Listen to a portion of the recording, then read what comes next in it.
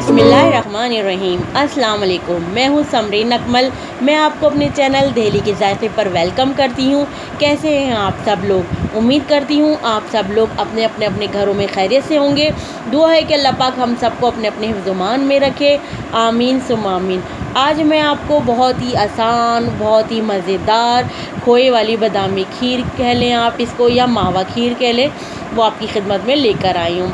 इस खीर को मैंने बहुत ही स्पेशल बनाया है क्योंकि आज बहुत ही स्पेशल दिन, जी हाँ, आज ईद मिलादुन्नबी है। इसी निस्बत से मैंने आज अपने चैनल पर स्वीट डिश बनाने का आगाज़ किया है। आपने देखा होगा मैं अपने चैनल पर बहुत ही नमकीन, बहुत ही मज़ेदार टेस्टी डिशेस लेकर आ चुकी हूँ। तो सोचा अभी तक मेरी कोई स्वीट डिश नहीं हुई है मेरे चैनल पर, तो मैंने सोचा आज ख़ास दिन है, तो आज ख़ास दिन के हवाले से मैं आज स्वीट डिश का आगाज़ करती हूँ। तो चले, मैंने आज बहुत ही स्पेशल करके इस स्वीट डिश को बनाया है। आप लोग ज़रूर देखिएगा मेरी स्वीट डिश को। तो चलें स्टार्ट करते हैं। लेकिन सबसे पहले आप मेरे चैनल दिल्ली के जायके को सब्सक्राइब करें, लाइक करें और अपने फ्रेंड एंड फैमिली में शेयर करें। तो चलें, सबसे पहले मैंने इसको एक ख़ास डिश को बनाने के लिए मैंने इसमें ख़ास ट्रिक और एक ख़ास इंग्रेडिएंट डाला है, जिससे ये बहुत ही टेस्टी और बहुत ही ज़बरदस्त कलर की खीर बनी है। तो आप इसे मेरी रेसिपी को एंड तक ज़रूर देखिएगा। तो चलें स्टार्ट करते हैं। आधा किलो और 1 पाव मैंने ये चावल लिए हैं खीर के लिए, और इनको मैं भिगो दूंगी। तकरीबन आधे घंटे के लिए मैं चावलों को भिगो दूंगी। चावल को मैंने आधे से 1 घंटे के लिए भिगो दिया है। ये 10 किलो दूध लिया है। ये मैंने डब्बे का दूध लिया है। आप चाहे तो खुला दूध, फुल फैट क्रीम वाला दूध भी ले सकते हैं। मैंने डब्बे वाला दूध यूज़ कर रही हूँ। अब मैं इसमें 4 छोटी इलायची, ग्री कार्डमम डालूँगी और इस दूध को मैं पकने के लिए रख दूँगी। दूध को मैं तकरीबन 1.5 से 2 घंटे तक के लिए पकाऊंगी। एक अच्छे से कलर जब तक आ जाएगा, जब तक मैं इसको पकने तक के लिए छोड़ दूँगी, 1.5 से 2 घंटे तक के लिए। दूध को मैं स्लो फ्लेम पे पकाऊंगी। इतना पकाऊंगी कि इसका अच्छा सुनहरा सा कलर आ जाए, क्योंकि खीर वही अच्छी लगती है जो खूब पके हुए दूध की बने। आप भी ज़रूर इस बात को मद्देनज़र रखते हुए बनाइएगा कि पके हुए दूध की खीर बहुत मज़े की बनती है। और मैंने इसको स्लो फ्लेम पे पकने के लिए छोड़ दूँगी तकरीबन 1.5 से 2 घंटे के लिए। फिर मैं आगे जो प्रोसेस करूँगी वो आपको बताऊँगी। अभी फ़िलहाल मैं इसको 1.5 से 2 घंटे के लिए स्लो फ्लेम पे छोड़ दूँगी। अब मैं इसमें दूध तकरीबन 1.5 से 2 घंटे हो गए हैं इसको पकते हुए। अब मैं इस तरह इसमें ये बलाई एक साइड में लगाती जाऊँगी ताकि रबड़ी का भी टेस्ट आ जाए खीर में। देखिए इस तरह मैं बलाई को साइड में लगाती जा रही हूँ, जो जब ऊपर बलाई आती रहेगी दूध के ऊपर। और मैंने पहले इसमें साबुत इलायची डाली थी, छोटी इलायची जो डाली थी साबुत डाली थी। अब मैं इसमें पिसी हुई इलायची यानी इलायची का पाउडर डालूँगी। ये बस 1 टीस्पून है, इससे एक अच्छा फ्लेवर आ जाएगा दूध में। 1 टीस्पून मैंने इसमें सब्ज़ी इलायची पिसी हुई डाल दी है। अब मैं इसको फिर पकने के लिए छोड़ दूँगी। अब मैं इसमें चावल डालूँगी, जो कि चावलों को आप इसके अंदर देखा मैंने आधे से 1 घंटे में सोक करने के लिए छोड़ दिया था, भिगो के रख दिया था पानी में। अब मैं चावल डाल दूँगी। चावल है आधा किलो और 1 पाव चावल है। ये 10 किलो दूध में मैंने ये लिया है। अब इसको मैं गलने तक के लिए चावलों को जब तक सॉफ़्ट नहीं हो जाएंगे दूध में पकने के लिए छोड़ दूँगी, ताकि चावल अच्छी तरह सॉफ़्ट हो जाए। उसके बाद हम चीनी डालेंगे। जब तक याद रखिएगा आप भी, जब तक चावल सॉफ़्ट ना हो जाए जब तक हम चीनी नहीं डालेंगे इसमें। अब हम ये चमचे से स्टेयर कर लेंगे स्पून से चावलों को, ताकि ये अच्छी तरह मिल जाए। और जब हम चावल डाल देंगे तो उसके बाद हमने मुसलसल चमचा चलाते रहना है, क्योंकि चावल डालने के बाद खीर नीचे लगने लग जाती है। तो हमने इस बात का ख़याल रखना है कि चावलों को मुसलसल चमचा चलाते रहना है।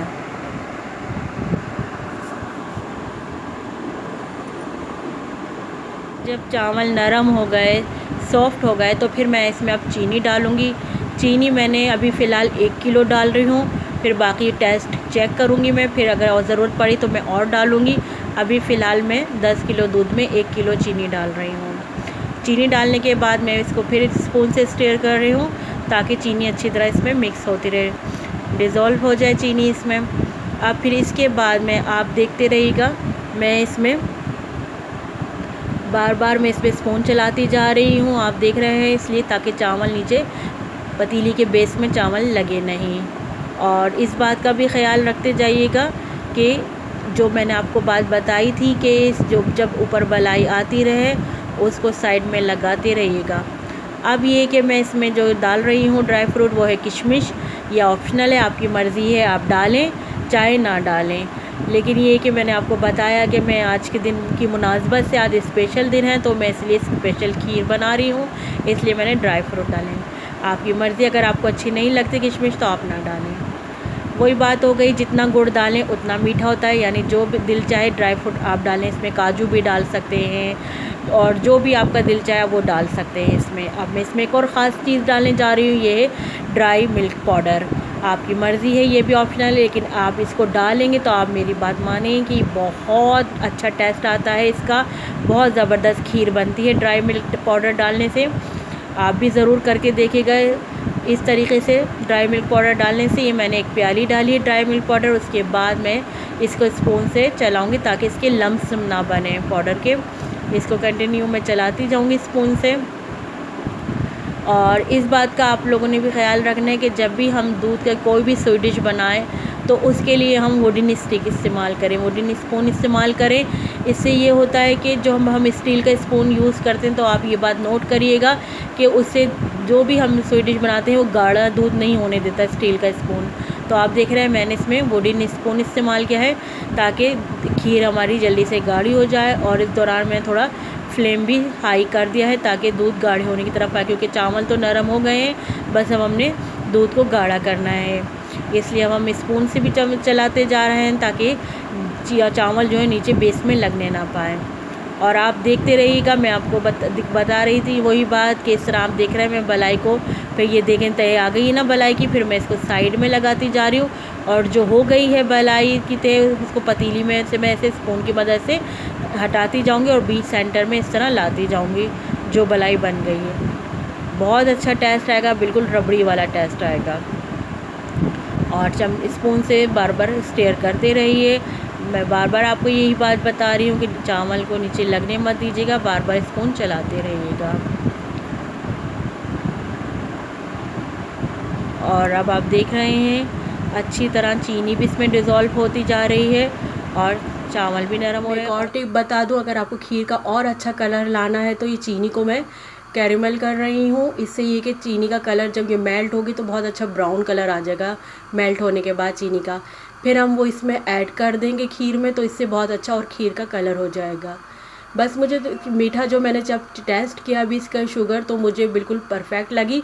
बस हल्का सा ये कि अभी मैं इसमें जो एक और इंग्रेडिएंट्स डालूँगी इससे ये कि लाइट हो जाएगा थोड़ा शुगर, तो इसलिए मैं इसमें इजाफ़ा करूँगी थोड़ी सी चीनी का। और ये इसको मैं कैरेमल करके डालूँगी। ये बस मैं फ्यू ड्रॉप्स पानी के इसमें डाल रही हूँ।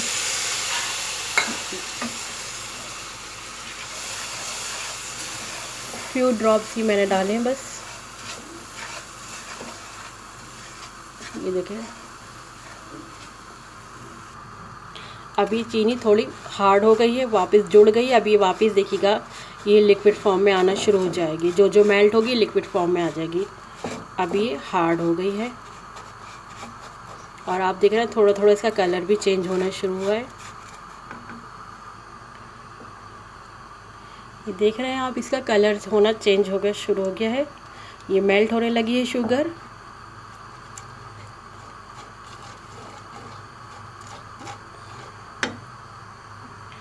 ये देखिए सारी चीनी मेल्ट हो गई है और कलर भी देखें कितना अच्छा सुनहरा सुनहरा कलर आ गया है। अब हम इसको खीर की पतीली में डाल देंगे।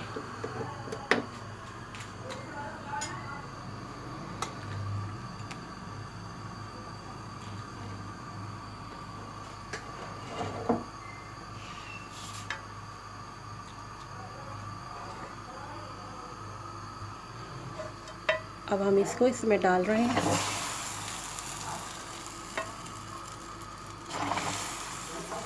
थोड़ा थोड़ा करके डालते जाएंगे।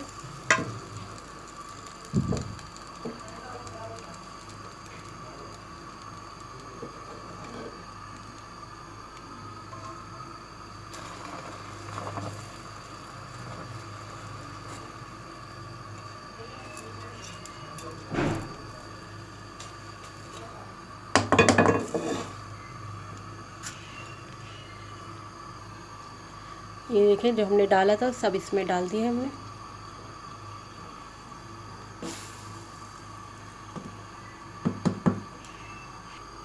इसको हम अच्छी तरह मिक्स करते जाएंगे।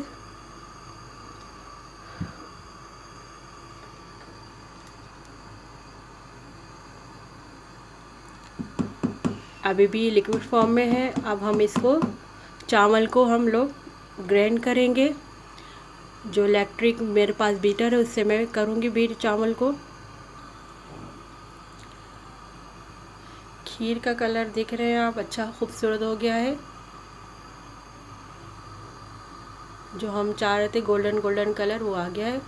ये नहीं कि सिर्फ हमने इसको कलर ला के खीर का कलर हमने ऐसा लगना है, नहीं, हमने इसको पकाना भी। आपने देखा मैंने खाली दूध को कितनी देर तक पकाया, फिर चावल डाल के पकाया दूध को, फिर चीनी डाल के, यानी जो जो मैं चीज़ें इसमें डालती गई, मेवे डाले फिर पकाया, ड्राई मिल्क डाला फिर पकाया, इस तरह ही पकते पकते देखिए इतना टाइम हो गया। अब मैं आपको दिखाऊं, ये बलाई आ रही है ना आपको नज़र, इस बलाई को मैं कह रही थी इस तरह साइड साइड में हम लगाते जाएंगे और इस तरह रबड़ी का टेस्ट आता जाएगा खीर में।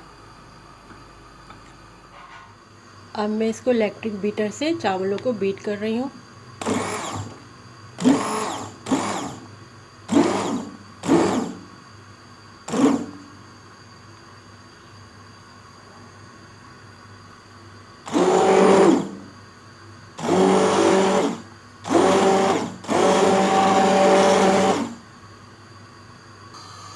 अब मैंने इसकी फ्लेम को हाई कर दिया है ताकि जल्दी ये थोड़ी गाढ़ी होनी शुरू हो जाए खीर। मुझे मोबाइल में फिर भी इतना कलर अच्छा नज़र नहीं आ रहा फ़ोटो शूट करने में वीडियो, जितना इसका कलर रियल में बहुत ज़बरदस्त इस वक्त खीर का हुआ है। बस देखिए गाढ़ी होने की तरफ आ रही है खीर, गाढ़ी होना शुरू हो गई है। और इसकी शुगर भी मैंने चेक कर ली है, बहुत बिल्कुल परफेक्ट है शुगर। अच्छा, जो ये छोटी इलायची जो हमने डाली है, अब हम इनको स्पून से रिमूव कर देंगे क्योंकि फिर मुंह में आती हुई बुरी लगती हैं। बस इनका टेस्ट आ गया है खीर में, अब हम इनको रिमूव कर देंगे।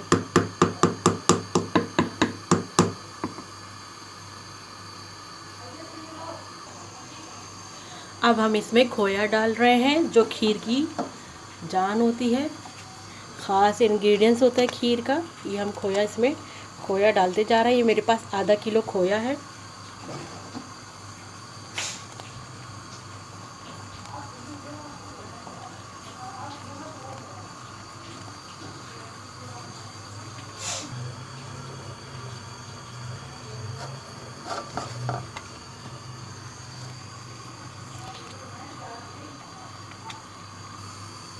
अब हम इसमें ये मैंने पिस्ते डाल रही हूँ और बाकी हम ऊपर गार्निश के लिए रखेंगे।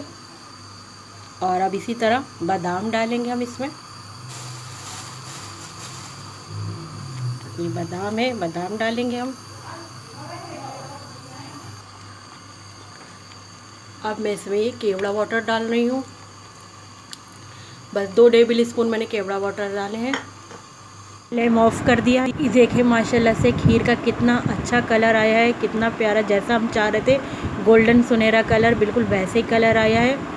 ये इतनी देर पकाई है। आपको इसकी थिकनेस दिखाती हूँ खीर की। ये देखें, बस इतना ही हमने लिक्विड रखना है खीर को, क्योंकि ठंडी होने के बाद खीर और गाढ़ी हो जाती है, इसलिए बिल्कुल परफेक्ट, बिल्कुल हमने सही टाइम पे इसको खीर को हमने चूल्हे पर से उतार लिया है। अब मैंने इसको देखें कंटेनर में निकाल लिया है स्वीट डिश को, खीर को।